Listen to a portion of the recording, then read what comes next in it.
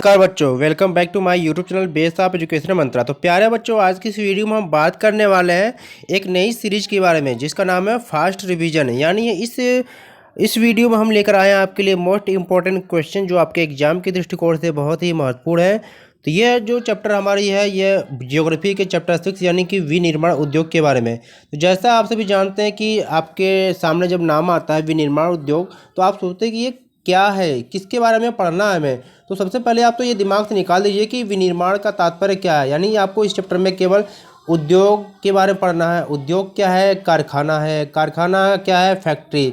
यानी चाहे उद्योग समझ लीजिए, कारखाना, फैक्ट्री सब एक ही है। तो अब बस इस वीडियो को देख लेने से आपको एग्जाम में क्या इस चैप्टर से जो भी क्वेश्चन आएंगे आप कर पाएंगे। तो अगर आपने इस चैप्टर के एक्सप्लेनेशन वीडियो को नहीं देखा है तो प्लेलिस्ट में जाके वहाँ से आप पूरी वीडियो को देख सकते हैं, क्योंकि उस वीडियो में इस चैप्टर से पूरे क्वेश्चन को कराया गया है, पूरे टॉपिक को करवाया गया है। यानी अगर पूरे टॉपिक को आप कर लेते हैं तो इस चैप्टर से जो भी क्वेश्चन आएंगे आपसे बाहर नहीं जाएंगे। यहाँ तो केवल फास्ट रिवीजन हो रहा है, यानी कि आप जो पहले से पढ़ चुके हैं उसकी यहाँ पर रिवीजन करवाई जा रही है। तो चलिए हम देखते हैं कि करके। तो हमेशा की तरफ आप सभी जानते हैं कि जब भी हम करते हैं 1 नंबर वाले क्वेश्चन करते हैं, फिर 3 नंबर वाले या 5 नंबर वाले, यानी कि वेरी शॉर्ट क्वेश्चन को हम देखते हैं। तो जो हमारे 1 नंबर वाले प्रश्न होते हैं, यानी कि विनिर्माण के बारे में आप सबसे समझ लीजिए विनिर्माण होता क्या है। तो विनिर्माण का मतलब होता है प्यारे बच्चों की कच्चे पदार्थ को मूल्यवान पदार्थ में बदलकर अधिक मात्रा में उत्पादन करना ही विनिर्माण कहलाता है। जैसे कि अगर गन्ना है, ठीक है, यानी उसकी वैल्यू ज़्यादा उस टाइम पे नहीं है, मोस्टली कि उसे बहुत कम लोग पसंद करेंगे। लेकिन अगर गन्ने से अगर चीनी बना दी जाती है तो उसकी वैल्यू बढ़ जाएगी, उसकी कीमत भी बढ़ जाएगी और लोगों की डिमांड भी बढ़ जाएगी। ठीक इसी प्रकार से लकड़ी से पेपर बनाना, लौह अयस्क लोहा और इस्पात बनाना भी विनिर्माण उद्योग का एग्जाम्पल है। ठीक है, तो विनिर्माण का महत्व भी बहुत है कि विनिर्माण उद्योग आने से आपने देखा होगा कि उद्योगों में यानी उद्योगों के द्वारा क्या है, कृषि के नए नए जो आधुनिकीकरण हथियार भी बनने लगे, यंत्र बनने लगे हैं और इससे लोगों को रोजगार भी मिलने लग गए हैं। ठीक है, और जब रोजगार लोगों को मिलेगा तो उनकी बेरोजगारी दूर हो जाएगी और गरीबी भी दूर हो जाएगी और इससे हमारे देश में आर्थिक विकास में मदद मिलेगी। ठीक है, तो चलिए हम क्वेश्चन को शुरू करते हैं। ये फास्ट रिवीजन है, आप सभी जान रहे हैं। इस क्वेश्चन में ज़्यादा हम एक्सप्लेन नहीं करेंगे। आपको एक्सप्लेन के लिए आपको हमारे एक्सप्लेनेशन वीडियो देखनी पड़ेगी। तो पहला क्वेश्चन आपको यहाँ पर दिया गया है कि विनिर्माण किसे कहते हैं, यानी कि विनिर्माण क्या है इसको आपको जानना है। तो आप सभी जानते हैं कि कच्चे माल को मूल्यवान उत्पाद में परिवर्तित कर अधिक मात्रा में वस्तुओं के उत्पादन को क्या कहते हैं, विनिर्माण करते हैं। जैसे गन्ने से चीनी बनाना, लकड़ी से पेपर इत्यादि। अब इसमें है आधारभूत उद्योग किसे कहते हैं, यानी कि आधारभूत उद्योग क्या होता है, यानी कि ऐसे उद्योग जिनके उत्पादन या कच्चे माल पर दूसरे उद्योग निर्भर करते हैं या रहते हैं उसे हम आधारभूत उद्योग कहते हैं। तो प्यारे बच्चों, आपको सबसे पहले जान लेना जरूरी होगा कि जो उद्योग आपके हैं, है ना, जो आपके उद्योग हैं इसके प्रकार कौन कौन से हैं। तो उद्योगों का वर्गीकरण आपको जान लेना है कि उद्योगों का जो वर्गीकरण किया गया है ये 4 प्रकार से किया गया है। यानी कि प्रयुक्त कच्चे माल के आधार पर किया गया है, प्रमुख भूमिका के आधार पर किया गया है, पूंजी निवेश के आधार पर किया गया है, स्वामित्व के आधार पर किया गया है, यानी मालिकाना के आधार पर किया गया है। तो इन सबको आप जरूर देख लीजिएगा। चलते हैं क्वेश्चन 3 की तरफ। यानी उस राज्य का नाम आपको बताना है या लिखना है जिसमें सबसे बड़ी संख्या में जूट मिलें हैं। यानी कि उस राज्य का नाम आपको बताना है जहां पर सबसे ज़्यादा जूट की मिलें हैं। ठीक है, तो यह आपके पश्चिम बंगाल में है, यानी कि पश्चिम बंगाल में जूट की मिल की संख्या सबसे ज़्यादा है। क्वेश्चन 4 है कि भारत में पहला सफल सूती वस्त्र उद्योग कब और कहाँ स्थापित किया गया था। तो भारत में सबसे पहला सूती वस्त्र उद्योग 1854 में मुंबई जिसे बम्बई कह सकते हैं में खोला गया था। ठीक है, अब आगे क्या है कि भारत में 1904 में जो पहला सीमेंट संयंत्र जो था ये कहाँ पर स्थापित किया गया था। तो आप सभी जानते हैं कि भारत में 1904 में जो पहला सीमेंट उद्योग जो खोला गया था चेन्नई में खोला गया था, जो मद्रास में है यानी कि तमिलनाडु राज्य में है, तो वहाँ पर लगाया गया था। ठीक है, आगे देखते हैं हम क्वेश्चन को। क्वेश्चन नंबर 6 हमारा है कि लोहा और इस्पात उद्योग को आधारभूत उद्योग क्यों कहा जाता है। क्यों कहा जाता है, अभी हमने बताया था कि ये उद्योग क्या होते हैं कि अन्य सभी उद्योग इनसे बनी मशीनों पर ही निर्भर होते हैं, इसलिए इन्हें हम आधारभूत उद्योग कहते हैं। उस शहर का नाम लिखिए जो भारत की इलेक्ट्रॉनिक राजधानी के रूप में उभरा या जाना जाता है।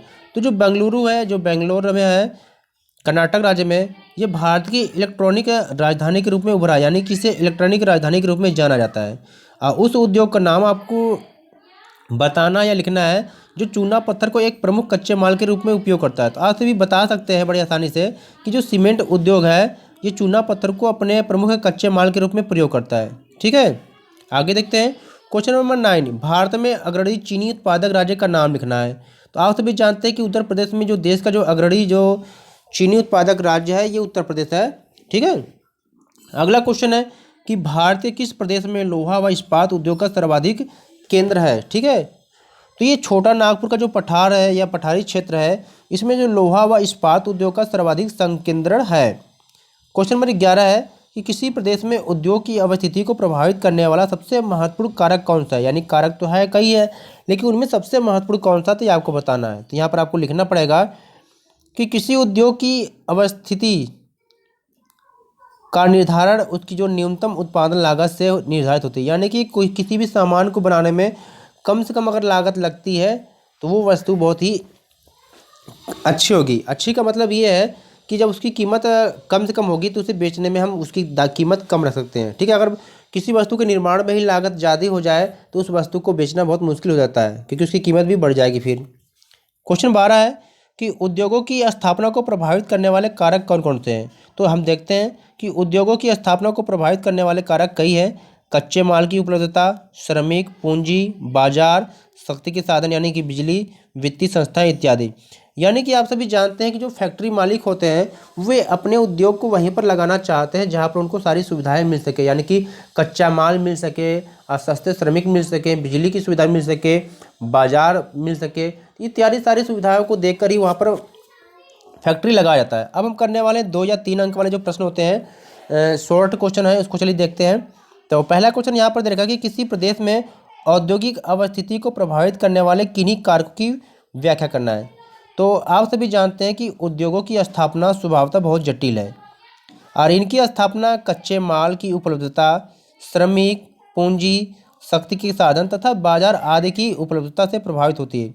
यानी कि जहाँ पर ये सारी सुविधाएं आसानी से उपलब्ध हो जाती है, उद्योग वहीं पर ही फलता फूलता है। इन सभी कारकों को एक स्थान पर पाया जाना लगभग असंभव है। यानी कि सारी सुविधाएं एक जगह मिलना असंभव होता है, लेकिन फिर भी क्या है, फलतः विनिर्माण उद्योग की स्थापना के लिए वही स्थान उपयुक्त है जहाँ पर सारी सुविधाएं मिल सके, जहाँ ये कारक उपलब्ध हो अथवा जहाँ इन्हें कम कीमत पर उपलब्ध कराया जा सकता है। तो चलिए इसको डिटेल में देखते हैं कौन कौन से हैं। कच्चा माल है ना। यानी कि सस्ते और पर्याप्त मात्रा में कच्चे माल की उपलब्धता किसी उद्योग को स्थापित करने के लिए अति आवश्यक है। यानी ये क्वेश्चन 5 नंबर में भी पूछा सकता है, तो कोई भी कन्फ्यूजन ना होना चाहिए आपको। यानी कि सस्ते और पर्याप्त मात्रा में कच्चे माल की उपलब्धता किसी उद्योग को स्थापित करने के लिए अति आवश्यक है। बाकी श्रम क्या है, यानी कि कुशल और अकुशल दोनों प्रकार के श्रमिकों की उपलब्धता आवश्यक है। उत्पादन को कम कीमत पर बनाए रखने के लिए सस्ते श्रमिकों का होना आवश्यक है। यानी कि उत्पादन में लागत कम से कम करने के लिए वहाँ पर क्या सस्ते श्रमिक होना बहुत ज़रूरी है। पूंजी, यानी हम किसी भी उद्योग को स्थापित करते हैं तो सबसे पहले हमें धन की जरूरत होती है, यानी पूंजी की आवश्यकता पड़ती है। पहली शर्त आपकी है, यानी कि बिना पूंजी के कोई भी उद्योग लगाया नहीं जा सकता है, तो आप सोच भी नहीं सकते हैं। यानी कि भूखंड, जमीन, श्रम, मशीनरी, कच्चे माल आदि इन सब के लिए क्या है, विशाल पूंजी की आवश्यकता होती है। शक्ति, सस्ती और नियमित शक्ति की आपूर्ति भी परम आवश्यक है और इसके बिना कोई भी उद्योग फल फूल नहीं सकता। यानी कि जब आपको वहाँ पर शक्ति के साधन नहीं उपलब्ध होंगे तो कोई भी उद्योग नहीं लगा सकता है। सेकेंड क्वेश्चन यहाँ पर है, सेकेंड क्वेश्चन क्या कर रहा है कि भारत में चीनी मिलें, है ना। यानी कि भारत में चीनी मिलें आप देख रहे हो कि दक्षिणी और पश्चिमी राज्यों की ओर स्थानांतरित हो रही है। अब इस कथन के पक्ष में 3 कारण आपको देकर पुष्टि करना। यानी कि क्या कारण है कि जो चीनी की मिल है दक्षिणी और पश्चिमी राज्यों की ओर बढ़ता जा रहा है, स्थानांतरित होता जा रहा है, इसके क्या कारण है। तो चलिए देखते हैं क्या कारण है। यानी कि पिछले कुछ वर्षों से जो चीनी मिलों के स्थानांतरित और संकेंद्रित होने की प्रवृत्ति ने देश के दक्षिणी और पश्चिमी राज्यों की ओर देखने को मिल रही है। तो इस प्रवृत्ति के निम्नलिखित कारण हैं। क्या कारण है, पहला है कि इन राज्यों में गन्ने की उपज के लिए बेहतर जलवायविक दशाएं उपलब्ध है। यहाँ के गन्ने में अधिक सुक्रोज की मात्रा भी पाई जाती है। अपेक्षाकृत इन क्षेत्रों की ठंडी जलवायविक दशाएं लंबे समय तक गन्ने की पिराई का अवसर प्रदान करती हैं। ठीक है। और क्या है, इन राज्यों में सहकारी समितियां भी सफल रही हैं। तो ये यहाँ पर रीजन इसका है। अगला क्वेश्चन हम देखते हैं कि कृषि और उद्योग साथ साथ चलते हैं। इसे कोई 3 उदाहरण देकर इस कथन की व्याख्या करना है। यानी हम देखते हैं कि जो कृषि और उद्योग ये दोनों क्या है, एक दूसरे से अलग ना होकर पूरक हैं, यानी कि साथ साथ चलते हैं। अगर इस तरह किसी भी प्रकार के इस तरह से क्वेश्चन आएंगे तो आपको कर देना होगा। तो चलिए हम देखते हैं यहाँ पर। तो यहाँ पर हम देखते हैं कि कृषि और उद्योग एक दूसरे के पूरक, यानी कि एक दूसरे के पूरक हैं, यानी कि पृथक नहीं है, एक दूसरे के पूरक हैं। तो इसके पक्ष में कुछ तर्क है, चलिए देखते हैं कैसे। तो पहला है कि भारत में कृषि आधारित उद्योगों ने क्या किया है, कृषि पैदावार बढ़ाने में विशेष योगदान दिया है। ये उद्योग कच्चे माल के लिए कृषि पर निर्भर है, यानी कि जो उद्योगों में जो कच्चा माल आता है ये कहाँ से आता है, खेती के द्वारा आता है। जैसे मान लीजिए कहीं पर चीनी मिल लगाई गई है तो खेती के द्वारा गन्ने का उत्पादन किया जाता है। सूती वस्त्र उद्योग कहीं लगाया गया है अगर, तो वहाँ पर कच्चे माल के रूप में कपास का यूज होता है। तो ये कहाँ से, खेती से आता है। तो यानी कि वो सारे उद्योग कृषि पर ही निर्भर हैं। फिर आगे, उद्योगों द्वारा भी निर्मित उत्पाद, जिसे उद्योगों से द्वारा क्या क्या बनाया जाता है, जैसे सिंचाई के लिए पंप, उर्वरक, कीटनाशक दवाएं, प्लास्टिक पाइप, मशीनें व कृषि औजार। तो ये इन सब चीज़ों के लिए क्या है, लोग उद्योग पर निर्भर हैं। यानी कि फैक्ट्रियों में जो उत्पादन किया जाता है उसका यूज हम कृषि में करते हैं, और कृषि के द्वारा जो उत्पादन किया जाता है उसका यूज क्या है, फैक्ट्रियों में किया जाता है। यानी कि दोनों क्या है, एक दूसरे पर निर्भर हैं। ठीक है, आगे देखते हैं। आगे क्या है कि उद्योगों ने न केवल किसानों के उत्पादन को बढ़ाया है, अपितु उत्पादन प्रक्रिया को भी तेज किया है। यानी हम कह सकते हैं कि उद्योग न केवल किसानों के उत्पादन को बढ़ाया है, बल्कि उत्पादन की प्रक्रिया को भी बहुत तेज किया है। यानी हम कह सकते हैं कि परिवहन के विभिन्न साधनों का विकास उद्योग क्षेत्र के उपहार, यानी कि परिवहन के जो नए नए साधन विकसित हो रहे हैं ये उद्योगों के ही उपहार हैं। यानी इसने क्या क्या, कृषि निवेश प्राप्त करने में किसानों की भी बड़ी मदद की है। तो केवल इतना ही नहीं, परिवहन के विभिन्न साधनों ने भी किसानों के उत्पादों को व्यापार के लिए तैयार करने में भारी मदद की है। यानी परिवहन के साधन के द्वारा हम कच्चे माल को फैक्ट्री तक ले जाते हैं, और फैक्ट्रियों से बने हुए तैयार माल को भी हम बाजार तक ले जाते हैं। तो इसमें परिवहन बहुत अपनी भूमिका निभाते हैं। आगे देखते हैं, क्वेश्चन नंबर 4 है कि विनिर्माण उद्योग को भारत के आर्थिक विकास की रीढ़ की हड्डी क्यों कहता है। ये क्वेश्चन 5 नंबर में भी आ सकता है, 3 नंबर में भी आ सकता है। तो ये क्वेश्चन बहुत ही महत्वपूर्ण है। इसके अलावा कुछ और भी आप देख लेंगे, यानी पटसन उद्योग क्या है, उसकी समस्याएं क्या है, चीनी मिल क्या है, उसकी समस्याएं क्या है। यानी कि इसमें बहुत सारे जो क्वेश्चन है उसको आपको भी क्या पढ़ के जाना है प्यारे बच्चों। ठीक है, यानी उद्योगों के जितने प्रकार हैं उन सबको आपको एक एक नज़र देख के जरूर जाना है एग्जाम में। ठीक है, तो क्योंकि ये फास्ट रिवीजन है, रिवीजन का मतलब ये होता है कि आप पहले से पढ़ चुके हैं, हम उसकी रिवीजन कर रहे हैं। तो चलिए देखते हैं इसका आंसर। जिस प्रकार शरीर को आकार रीढ़ की हड्डी से मिलता है, उसी प्रकार एक देश की अर्थव्यवस्था के आर्थिक विकास का मुख्य आधार विनिर्माण उद्योग है, जिसके निम्न कारण है। क्या कारण? पहला है कृषि के आधुनिकीकरण में सहायक। ठीक है, द्वितीय तथा तृतीय क्षेत्र में रोजगार उपलब्ध करवाता है। द्वितीय का मतलब होता है जो फैक्ट्रियों में उत्पादन होता है वो द्वितीय क्षेत्र के अंतर्गत आते हैं। और फैक्ट्रियों से जो बने माल होते हैं, यानी कि सेवा क्षेत्र जिसको हम कह सकते हैं, जैसे दुकान हो गया, व्यापार, बैंकिंग, बीमा, ये तृतीय क्षेत्र में आते हैं। ठीक है, तो द्वितीय और तृतीय क्षेत्र में रोजगार उपलब्ध करवाता है विनिर्माण।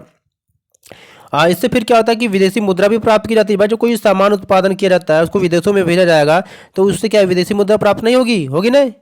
तो इसी प्रकार से विदेशी मुद्रा भी प्राप्त की जाती है।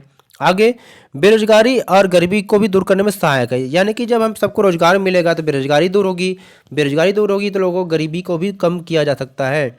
इससे राष्ट्रीय धन में भी वृद्धि होगी और दैनिक आवश्यकताओं को भी पूरा किया जा सकता है। यानी कि फैक्ट्री में जो उत्पादन किया जा रहा है इससे क्या होगा, लोगों की दैनिक आवश्यकताओं को भी पूरा किया जाएगा। क्वेश्चन 5 कि औद्योगिक विकास के द्वारा उत्पन्न पर्यावरणीय निम्नीकरण को कम करने के लिए कोई 3 उपाय। यानी कि जब उद्योगों के द्वारा पर्यावरण को जो नुकसान होता है उसको कम करने के कोई 3 उपाय आपको यही बताना है। ठीक है, तो चलिए देखते हैं क्या है। तो पर्यावरणीय निम्नीकरण की रोकथाम के कुछ निम्न उपाय हैं, यहाँ पर देखेंगे आप। यानी आपको करना क्या है कि जहाँ भूमिगत जल का स्तर कम है वहाँ उद्योगों द्वारा इसके अधिक निष्कासन पर क्या है, कानूनी प्रतिबंध लगा देना चाहिए। यानी वायु में जो निलंबित प्रदूषण को कम करने के लिए कारखानों में उचित चिमनियों में इलेक्ट्रोस्टैटिक अवक्षेपण स्क्रबर उपकरण तथा गैसीय प्रदूषक पदार्थों को जड़त्वीय रूप से पृथक करने के लिए उपकरण होना चाहिए। आगे, जनरेटरों में साइलेंसर भी लगाया जाना चाहिए और ऐसी मशीनरी का भी प्रयोग किया जाए जो ऊर्जा सक्षम हो तथा कम ध्वनि प्रदूषण करे। यानी अगर हम जो को भी रसायन को क्या करते हैं, अगर नदियों या जलों में प्रवाहित करते हैं तो उसको पहले सबसे पहले शुद्ध किया जाए। ठीक है, आगे देखते हैं। अब ये लॉन्ग क्वेश्चन है, यानी कि दीर्घ उत्तरी वाले प्रश्न हैं जो 4 अंक में या 5 अंक में पूछे जा सकते हैं।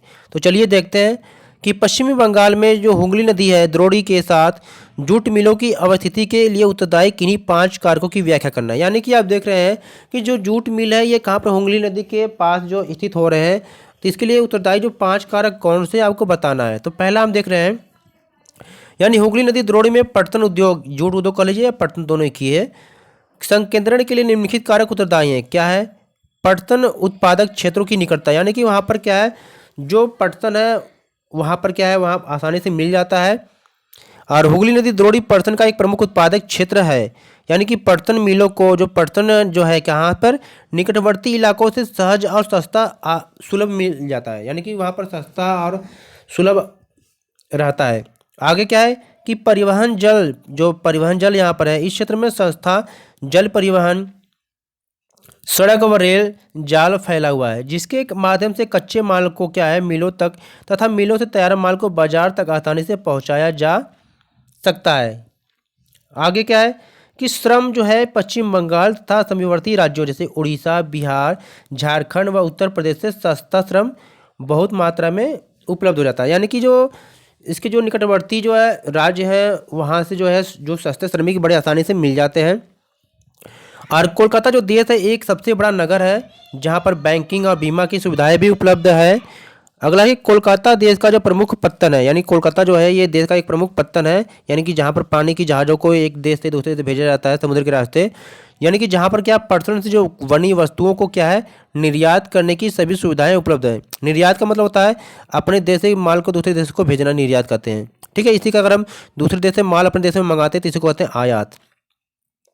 तो ये सुविधा कहाँ से मिलती है? जो हल्दिया पत्तन के विकास ने निर्यात की सुविधाओं में क्या किया, अधिक वृद्धि की है। चलते हैं आगे, देखते हैं आगे। क्वेश्चन नंबर सेकेंड है कि सार्वजनिक और निजी क्षेत्र के उद्योगों के बीच में अंतर स्पष्ट करिए। तो चलिए देखते हैं कि सार्वजनिक और निजी क्षेत्र के जो उद्योग हैं इनके बीच में क्या क्या अंतर है। तो पहले हम सार्वजनिक उद्योग को देखते हैं। तो इन उद्योगों को क्या है, सरकारी एजेंसियों द्वारा क्या है, प्रतिबंधित तथा संचालित किया जाता है, यानी कि वे सारे उद्योग जो सरकार के द्वारा संचालित किया जाता है या नियंत्रित किया जाता है, और इनमें जो सरकार ही क्या पैसा लगाती है एवं सरकार ही उसको नियंत्रित करती है।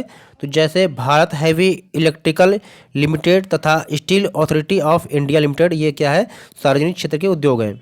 निजी क्षेत्र के यानी कि प्राइवेट सेक्टर, यानी जिन उद्योगों का स्वामित्व यानी कि मालिक या संचालन किसी एक व्यक्ति अथवा व्यक्तियों के समूह द्वारा होता है, उसे हम निजी उद्योग कहते हैं।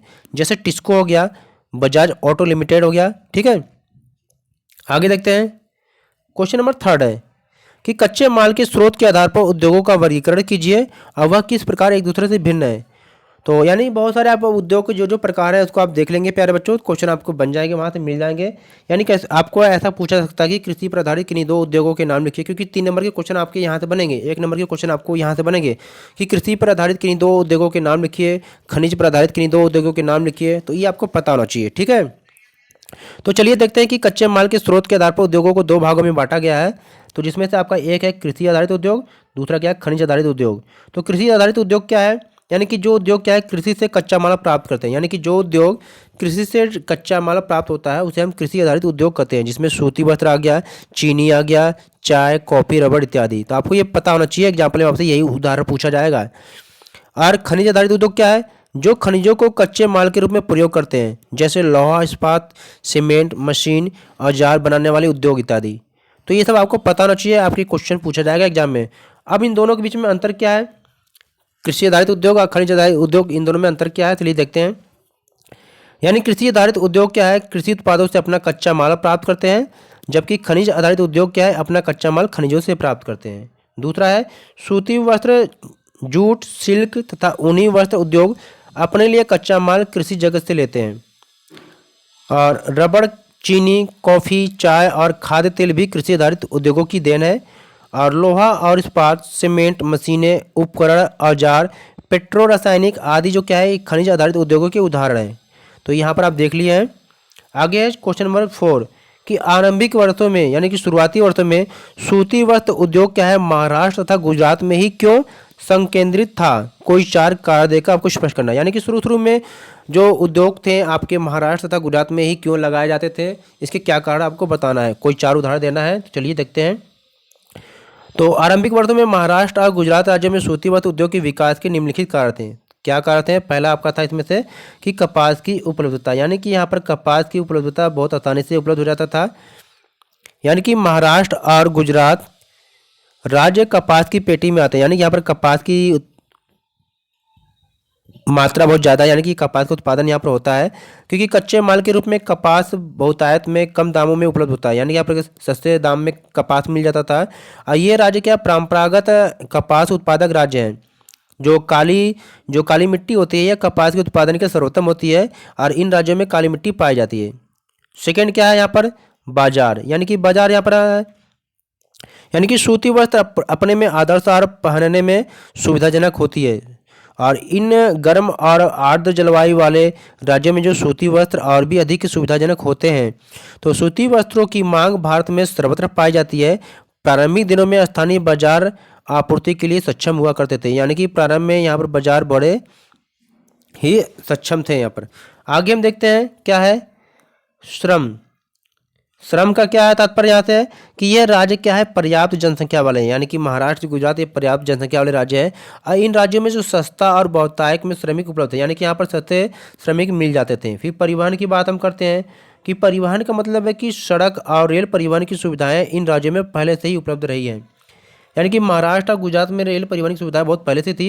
इन सुविधाओं ने ही क्या किया? इन राज्यों में सूती मिलों के केंद्रण की में मदद की है। आगे क्या है? नम जलवायु, यानी इन राज्यों की जलवायु कैसी थी? नम थी, जिसके कारण क्या यहाँ पर सूती वस्त्र उद्योग लगे, यानी कि नम जलवायु में सूती वस्त्र बनाना अधिक उपयुक्त होता है। नम जलवायु में ही महीन धागा बिना टूटे खींचा जा सकता है। महाराष्ट्र और गुजरात दोनों ही राज्य तटीय राज्य हैं, और इनमें नम जलवायु स्वाभाविक रूप से मिलती है। अब आगे क्या है कि यहाँ पर पत्तन की सुविधा है। पत्तन यानी बंदरगाह, यानी कि पानी की जहाज जहाँ पर रुकती है, जहाँ से हम कोई भी सामान दूसरे देश से मंगा सकते हैं, भेज सकते हैं। यानी पत्तन सुविधाओं के मिलने से इन राज्यों में वस्त्र उद्योग के विकास में सहायता मिली है। ठीक है, सहायता मिली है। विदेशों से पत्तनों के माध्यम से मशीनों और अच्छी किस्म के धागे मंगाना आसान हो गया, यानी कि हम विदेशों से अच्छी किस्म के धागे अगर मंगा सकते हैं। तो प्यारे बच्चों, प्लीज़ वीडियो को लाइक करें, शेयर करें और चैनल को सब्सक्राइब करें। अभी तक आपने हमारे चैनल को सब्सक्राइब नहीं किया है तो सब्सक्राइब करके बेल आइकन को प्रेस करें, क्योंकि आपके एग्जाम से संबंधित बहुत सारे क्वेश्चन को कंप्लीट करवाया जाएगा। और अगर आप इसकी पीडीएफ चाहते हैं तो हमारे टेलीग्राम ग्रुप को ज्वाइन कर सकते हैं, वहाँ से आपको इसकी पीडीएफ आपको मिल जाएगी और अपनी तैयारी करिएगा। और हमारे चैनल बनाया है तो base of education Mantra YouTube channel को सब्सक्राइब करिएगा। यहाँ पर आपकी क्लास से संबंधित बहुत सारी तैयारी करवाई जाती है। अगर आप हमें इंस्टाग्राम पे भी फॉलो कर सकते हैं बेस ऑफ एजुकेशन मंत्रा के नाम से। तो चलिए दोस्तों, फिर मिलते हैं एक नई वीडियो के साथ।